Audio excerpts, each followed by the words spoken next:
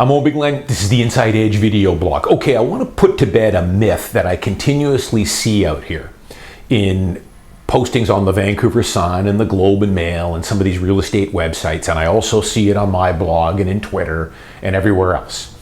There still seem to be some misinformed people that somehow think that people in Vancouver buying homes, let's call it downtown Vancouver, Kitsilano, Fairview, Mount Pleasant, Vancouver, are buying homes with a high ratio. They're putting down 5% or 10%. I see a lot of people that still seem to think that they're buying homes in Vancouver with 5% down.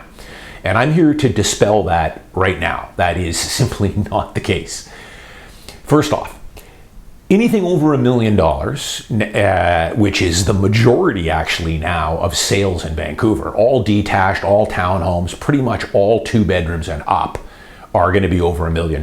My average sale now for last year, for 2019, and I can tell you easily in 2020, is over $1 million. If I add up all the sales I've done, the number, and then divide it by the total selling price, I'm over $1 million now, which is to be expected because my main market is Vancouver. I sell a lot of homes on the east side, detached homes. I sell detached homes on the west side. I sell detached homes in Richmond, townhomes, 2-bedroom condos.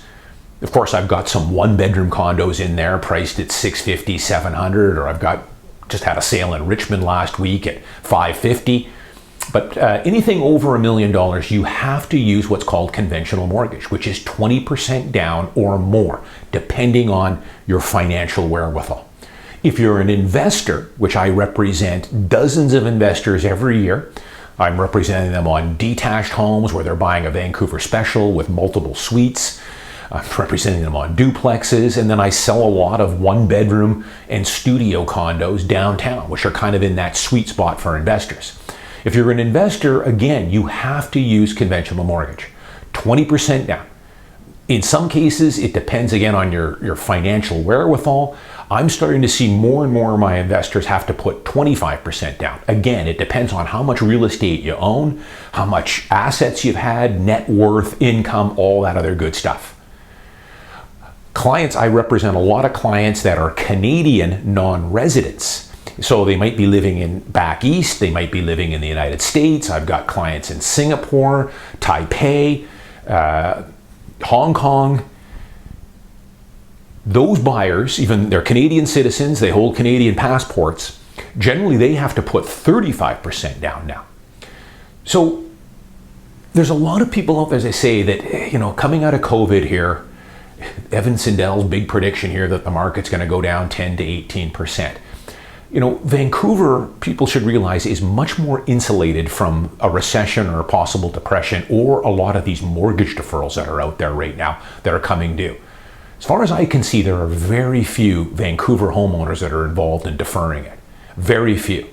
Because most have bought their homes with 20 or 25% down.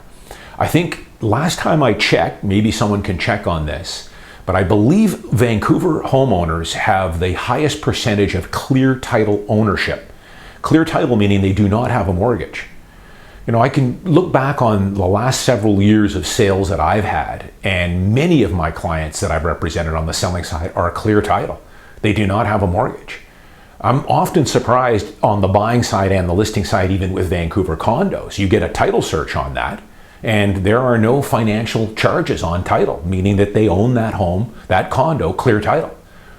But Vancouver, the majority of homeowners here have a tremendous amount of equity built in their home. So they are going to be a lot more insulated from these mortgage deferrals, or if the other shoe drops here with a recession or a depression. People should keep that in mind. That's something that Mr. Siddell didn't want to answer to me. I'm in Vancouver. I don't think he even knew that. We use conventional mortgages here. And a lot of people are confused. How am I privy to this? Well, I'll tell you how I'm privy to all this. I do a lot of deals every year, as you guys know. Top 1% realtor. I'm working with buyers and sellers every single week.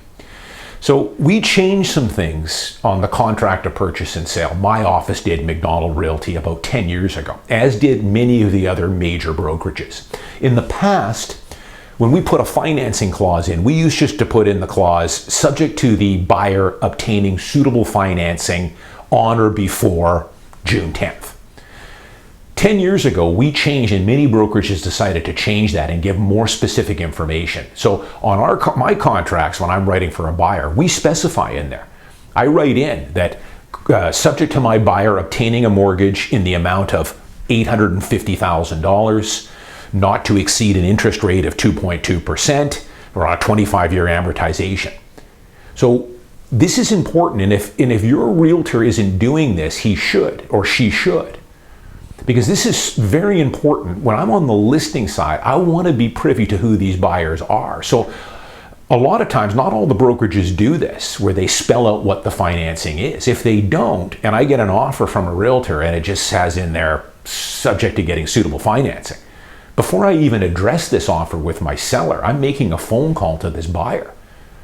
I want to know, what is this financial situation with your buyer here? It's amazing sometimes that the realtor doesn't know, which amazes me. But I want to know, is he using high ratio? Now, of course, if it's anything over $1 million, you can pretty much automatically assume that. But I still want to know, is he putting 20% down, 25, 30, 50% down? You know, on some of my condos out in the suburbs, where, you know, if it's a $400,000 condo, then for sure, sometimes they can be using just 10 or 15% down, and they are using the default insurance. But I want to know specifics. Is it 10% down, 15% down? I mean, if I've got a $600,000 condo and someone's coming in with an offer and he's telling me he's putting 5% down, well, I'm looking at that offer way more critical. And especially when you start getting into multiple offers, you really want to know what's going on. Are they writing subject free? What is their financing situation? So I'm privy to all these deals, both on the listing side, as are most realtors. And I can tell you that in Vancouver, I can count on one hand the amount of high ratio I've seen in the last 5 years.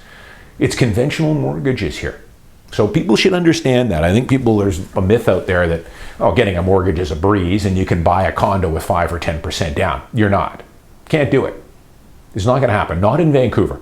And even buying a one-bedroom condo out of New Westminster for $450 or $400K, let's call it, trying to put 10% down, it could probably be done if this buyer is very, very well qualified, earning maybe $100K a year, has a buffer there, could put down more if they needed, maybe has a co-signer or something like that. But very difficult, as I've been saying here for many, many years now, to get qualified for a mortgage in Canada, especially in Vancouver, and most are using conventional mortgages. There's very little high ratio going on here, at least not in Vancouver and in the Lower Mainland.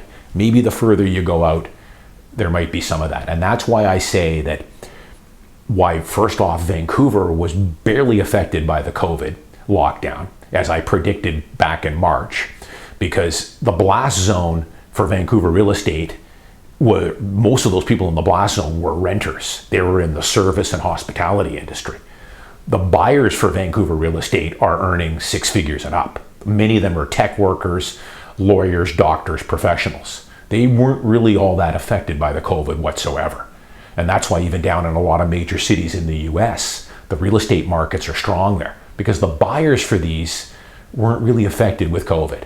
Unfortunately, and I feel for these people in the service industry, they were renters for the most part.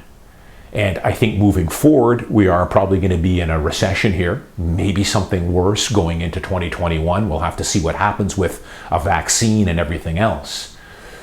Mortgage deferrals, as far as that goes for Vancouver, I'm not seeing any signs of any problems right now with Vancouver homeowners, my main market, or Richmond or Burnaby, the surrounding neighborhoods or suburbs. That's probably going to be more a Fraser Valley thing, or provinces that are much less expensive than BC. There may be a bigger issue there, but hey, that's not my concern. I work the Vancouver market representing buyers and sellers here. I'm Owen Bigland. As always, thanks for watching. I'll see you next week.